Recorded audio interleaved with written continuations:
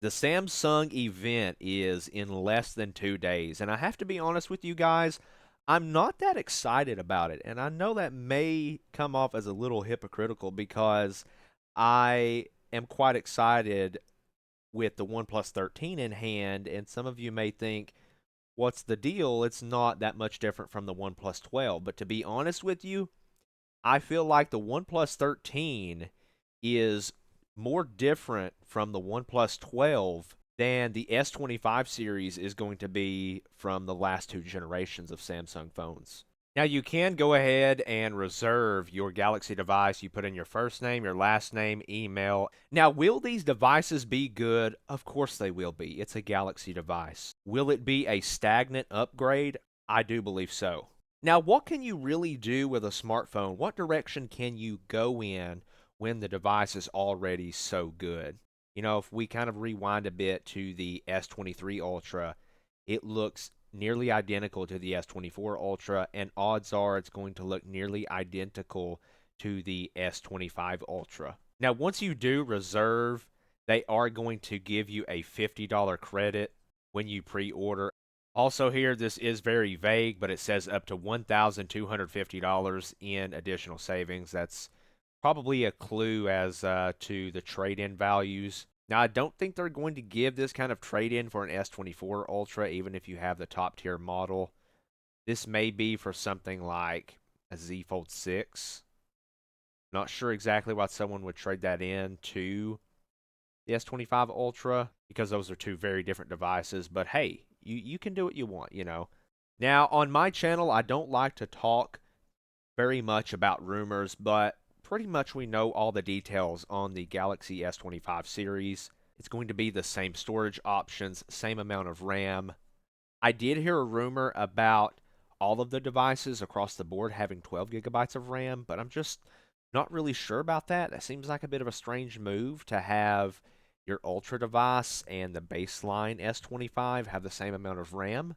I feel like if you're paying more for a device, there needs to be more. It's a little disappointing to see Samsung going with 12 gigabytes of RAM this year, since the OnePlus 13, you can get that in a 16 gigabyte variant, and the Pixels have 16 gigabytes of RAM.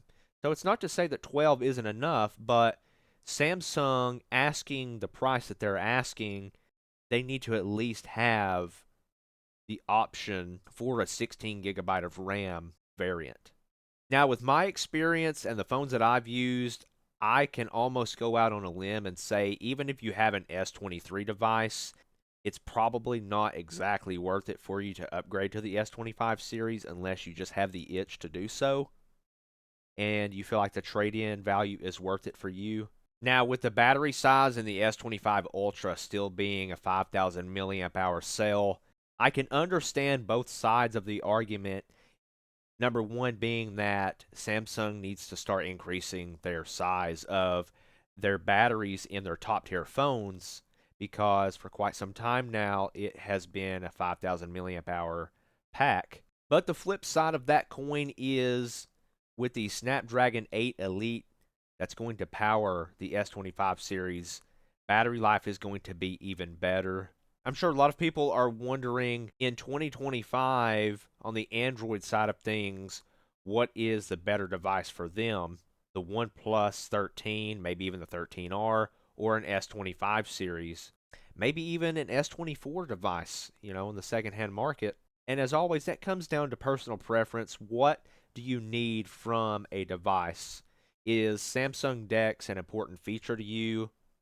Do you need the S Pen that comes with the Ultra device? Also, Samsung and their Good Lock app, you can customize any aspect of One UI. So if you're someone who likes to customize literally every aspect to make your device stand out, maybe the Samsung device is for you. Whereas on the OnePlus devices and on the Pixels, the customization isn't as granular as it is with One UI. Now, that's not to say that depending on your needs, the Pixel or the OnePlus 13 doesn't check a lot of boxes. What it comes down to is what factors in a smartphone are most important to you.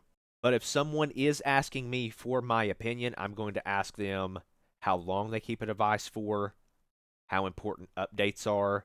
I'm going to ask them about Samsung Dex, the S Pen, what aspects of their phone that they like to customize, and give my best advice to them with that in mind. Of course, with this Samsung Unpacked event, once again, as is the theme with new phones the past few years, there is going to be a focus on AI. So there will probably be a good portion of the event that is centered around the next evolution of Galaxy AI, as we see here on the screen. Will they be good devices? Absolutely. Will they get good reviews? For the most part, yes. Will I be reviewing one? The answer is no. Will it be worth it for you to pick up an S25 series this year? That comes down to your judgment, what you're willing to spend, trade-in values. Are you guys excited for the Unpacked event? Are you excited for the S25 series?